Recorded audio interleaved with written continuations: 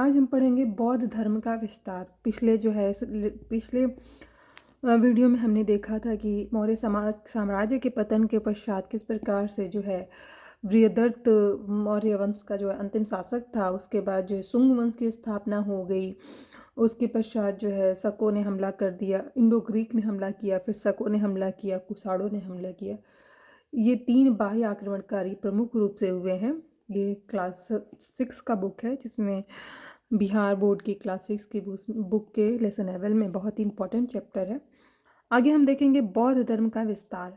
बौद्ध धर्म का विस्तार कब हुआ? धर्म के क्षेत्र में मौर्योत्तर काल की मुख्य विशेषता थी ब्राह्मण या वैदिक धर्म की पुनर्स्थापना तथा बौद्ध धर्म की महायान शाखा का उदय और विकास। धर्म के क्षेत्र में मौर्य वंश के उत्तर काल में जो है वैदिक धर्म की पुनर्स्थापना हुई और साथ साथ ही बौद्ध धर्म की एक महायान शाखा का भी पुनः उदय हुआ। पुष्यमित्र शुंग ने ब्राह्मण धर्म को बढ़ावा दिया। पुष्यमित्र शुंग जो कि शुंग वंश का जो है प्रशासक, स्थापना जिसने किया था, संस्थापक जिसने किया था, वो जो है ब्राह्मण धर्म को बढ़ावा दिया। ब्राह्मण धर्म से था, ब्राह्मण धर्म को मानता था, इसलिए उसने जो है अपने शासनकाल में ब्राह्मण धर्म को मान्यता दिया।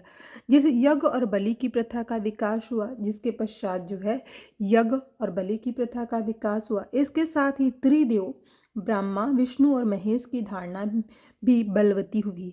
ब्राह्मण धर्म के कारण ही जो है त्रिदेव की स्थापना, जैसे ब्रह्मा, विष्णु और महेश की धारणा को जो है काफ़ी महत्वपूर्ण लोगों में विश्वास जगा। त्रिदेव में कई विदेशियों ने भी इस धर्म को अपना लिया। कई विदेशी जो भारत में भ्रमण करने के नियत से आए थे, उन्होंने भी जो है इस धर्म को अपनाया। फिर भी भारत में आने वाले इस समय के लगभग सभी विदेशी शासकों ने बौद्ध धर्म को ही प्रश्रय दिया। हिंदू, यूनानी, यवन शासकों ने अपने सिक्कों पर बौद्ध चिन्ह अंकित किए और कुषाणों ने बौद्ध विहारों को बहुत अधिक दान दिए। जिस प्रकार से हमने देखा कि यूनान के शासक जो आ रहे थे तो उन्होंने भी बौद्ध धर्म को अपनाया, कुषाणों ने भी जो है बौद्ध धर्म को अपनाया और बौद्ध विहार में बहुत अधिक धन दिए। कनिष्क बौद्ध धर्म का अनुयायी हो गया था, अतः उसने इस धर्म को राजकीय संरक्षण प्रदान किया। कनिष्क जो कुषाणों का महत्वपूर्ण शासक हुआ है, कुषाण जो युजी कपिला से सम एक शाखा थी, इसने जो है बौद्ध धर्म को अपनाया और इसने जो है राष्ट्रीय संरक्षण भी बौद्ध धर्म को ही दिया। आर्य सुदूर क्षेत्रों में भी बौद्ध धर्म के प्रचार के लिए प्रचारक भेजे और दूर दूर के क्षेत्रों में भी बौद्ध धर्म का प्रचार करने के लिए कनिष्क ने प्रचारक को भेजे। देश के भीतर बौद्ध धर्म को धनी व्यापारियों द्वारा भी प्रश्रय मिला। जो देश के भीतर बड़े बड़े व्यापारी हुआ करते थे, उन्होंने भी बौद्ध धर्म को अपनाया और जो है इससे उनको आश्रय मिला। इस काल के अनेक बौद्ध विहार व्यापारियों के अनुदान से बनाए गए। जितने भी उस काल में कनिष्क के समय में बौद्ध विहार बनाए गए हैं, वो व्यापारियों ने अनुदान दिया, उसके बाद बौद्ध विहार बनाए गए। देश के अधिकांश विहार व्यापारिक मार्गों या पश्चिमी भारत के पर्वतीय क्षेत्रों में स्थित है। पश्चिमी भारत के पर्वतीय क्षेत्र में जो है अधिकांश विहार स्थित है। विहार जो कि बौद्ध धर्म से संबंधित होता है। व्यापार के माध्यम से बौद्ध धर्म पश्चिमी एवं मध्य एशिया भी पहुंचा।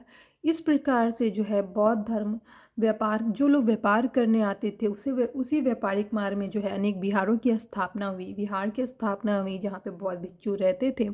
इस प्रकार से जो व्यापार करने आते थे बौद्ध धर्म के संपर्क में आए और इसके साथ साथ ही यह मध्य एशिया भी बौद्ध धर्म पहुंचा। व्यापार के ही क्रम में अनेक भारतीय व्यापारियों ने कारागार, खोतान, चारकन, तूरफान, मीरन आदि स्थानों पर व्यापारिक केंद्रों की स्थापना की। व्यापारियों के साथ बौद्ध धर्म के प्रचारक भी इन स्थानों पर गए। इन सभी स्थान व्यापारिक केंद्रों की भी स्थापना हुई इसके साथ साथ, और व्यापारियों के साथ जो बौद्ध धर्म के प्रचारक थे वो भी गए। मध्य एशिया के निवासियों ने धर्म प्रचारकों के संपर्क से बौद्ध मत ग्रहण किया और बौद्ध मठों की स्थापना की। इन मठों में बौद्ध धर्म ग्रंथों का अध्ययन प्रारंभ हुआ। मध्य एशिया में जो है जो धर्म प्रचारक यहाँ से जाते थे भारत से, उन्होंने जो है बौद्ध मत ग्रहण किया वहाँ के कुछ लोगों ने, और वहाँ पे बौद्ध मठ की स्थापना की। उन मठों में जो है बौद्ध धर्म के ग्रंथों का अध्ययन कराया जाता था। विदेशी संपर्क ने नए विचारों के विकास में भी सहायता की। महात्मा बुद्ध की मृत्यु के तुरंत बाद ही उनकी शिक्षाओं के संबंध में वाद विवाद प्रारंभ हो गया था। चूँकि बौद्ध धर्म की स्थापना महात्मा बुद्ध ने की थी, लेकिन महात्मा बुद्ध के मृत्यु के पश्चात ही बौद्ध जो धर्म था वो दो भागों में, उनकी विचारधारा के मानने वाले लोग दो शाखाओं में बट गए। पहला था हीनयान और दूसरा है महायान। हीनयान शाखा के अनुयायी महात्मा बुद्ध की मूल शिक्षा में विश्वास करते थे। जो हीनयान शाखा के जो है अनुयायी थे, वो महात्मा बुद्ध ने जो जो मूल शिक्षा, जो उनकी मौलिक शिक्षा थी, जो उन्होंने दी थी, उन्हीं में विश्वास करते थे। जबकि महायान मत के मानने वाले लोगों ने बोधिसत्व का आदर्श प्रस्तुत किया, जबकि महायान को मानने वाले लोगों ने उनके आदर्श को माना और फिर वो आगे बढ़े। इसके अनुसार बुद्ध को एक धार्मिक उपदेशक के रूप में न देखकर भगवान के रूप में देखा जाने लगा। बाद में उनकी मूर्तियां बनाकर उनकी पूजा की जाने लगी। इस प्रकार महायान बौद्ध धर्म में भक्ति की अवधारणा का विकास हो गया।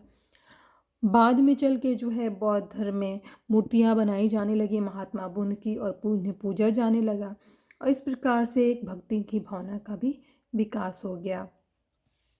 मौर्योत्तर काल में कला एवं स्थापत्य, आगे हम पढ़ेंगे कला एवं स्थापत्य के बारे में नेक्स्ट वीडियो में, कि मौर्यों के पतन के या मौर्योत्तर काल में जो है किस प्रकार से हमने देखा कि कौन कौन से धर्म का, ब्राह्मण धर्म का जो है विकास हुआ है, उसके साथ साथ बौद्ध धर्म का, जो कि कनिष्क जो कुषाणों का बड़ा शासक हुआ है, उसने भी जो है महात्मा बुद्ध की ज्ञान को फॉलो किया है, उनकी शिक्षा को फॉलो किया है और अनेक बौद्ध विहारों की स्थापना की है।